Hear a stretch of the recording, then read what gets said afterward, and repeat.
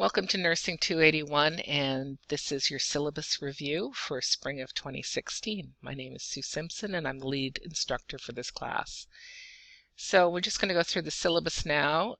This is a hybrid class where up to 50% of the material will be delivered online, and when we meet in person, we will have varying activities from lecture to case studies to learning games, etc. So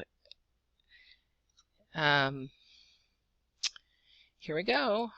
It's table of contents and the conceptual framework. Now this semester we are having a visit from the Board of Registered Nursing here in California, and they will probably ask you, what is the conceptual framework of your program? And this is it. This is what your whole program is built on, and it's important for you to remember that and to know it's in your syllabus.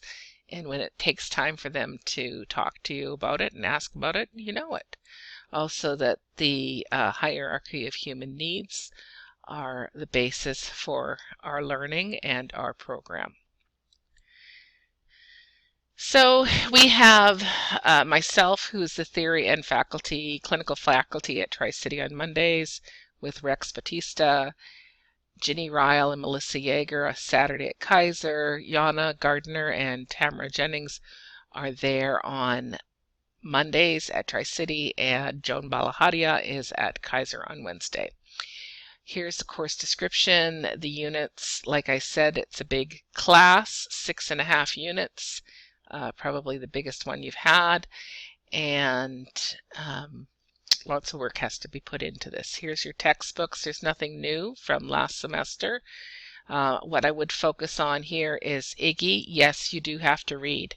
You do need to read for this class, and all of second semester. Rita will tell you the same thing. Also, the ATI. I suggest you read the ATI first and then dive into IGGY.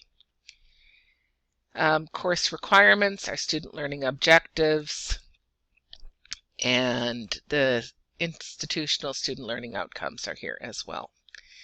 Disability accommodations. If you have any disabilities, please check with the SPS office, and they will get in touch with me to make any accommodations.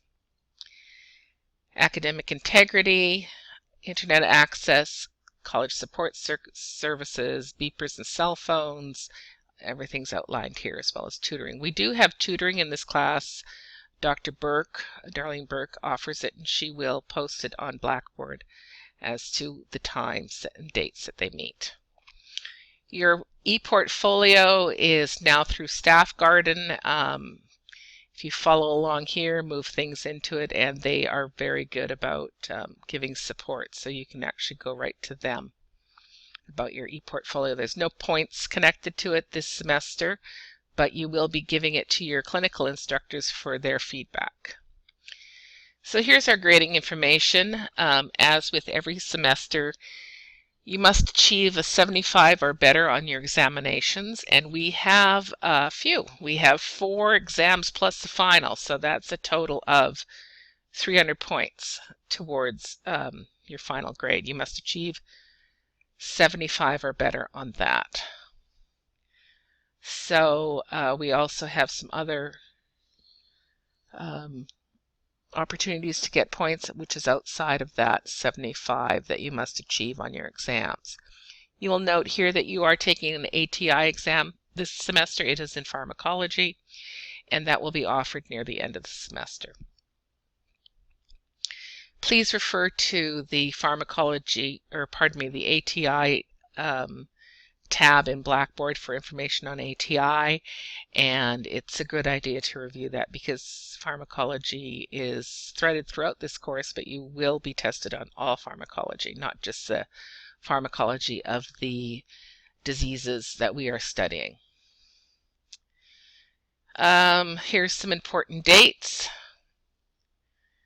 To drop this class with no grade, it's by the 5th of February. To withdraw with a W, it is the 28th of April.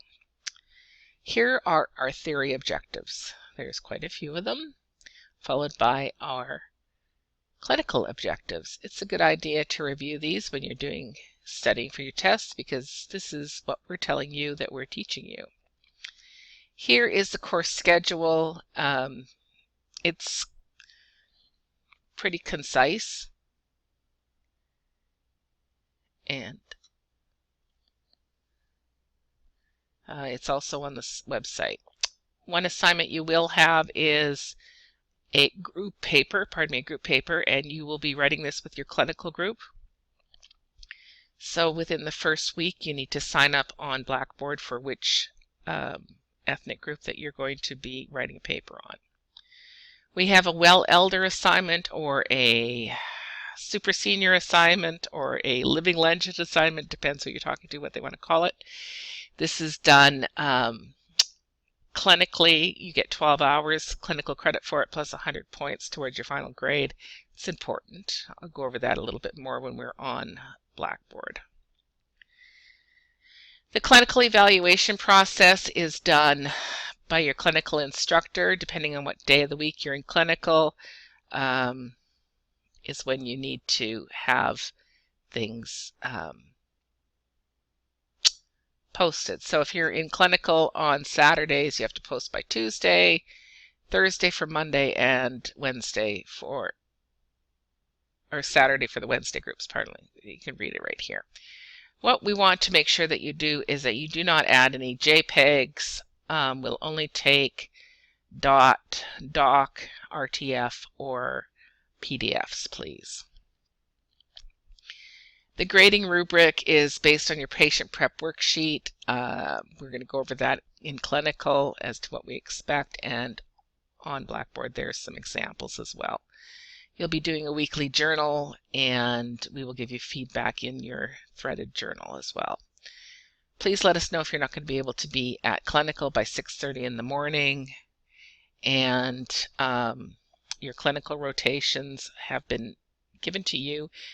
If not, you'll get them soon. And campus lab, if you're instructed to return to campus lab,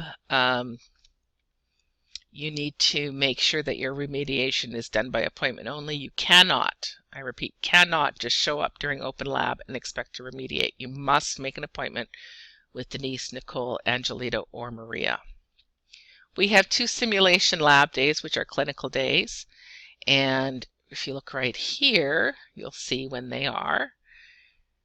March 12th for the Kaiser groups, which is a Saturday. So that week, everyone will be going to clinical on Saturday, and everyone at Kaiser. And then if you see further on May 18th, you will all be going to clinical at the college on Wednesday. Here is your preclinical prep. We're going to go through that in clinical themselves, and you can go through all these individually. We have some pretty specific criteria about patient medication administration. We have an expectation that you have raised yourself to the bar that we set in the 3rd semester, and this is all going to happen before you let us know that you're ready to pass meds. So these are the type of questions that you can expect us to be asking you.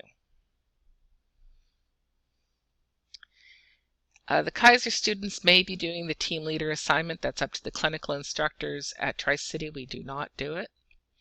You will have 1 day of hospice experience, and that's here. And this is for your journal writing on hospice. This is the only paperwork that's required. Here's some guidance for your threaded journal. It has been shown in the data that nurses grow and develop if they are using reflective journaling, and we encourage you to do so now while you're in college and afterwards. And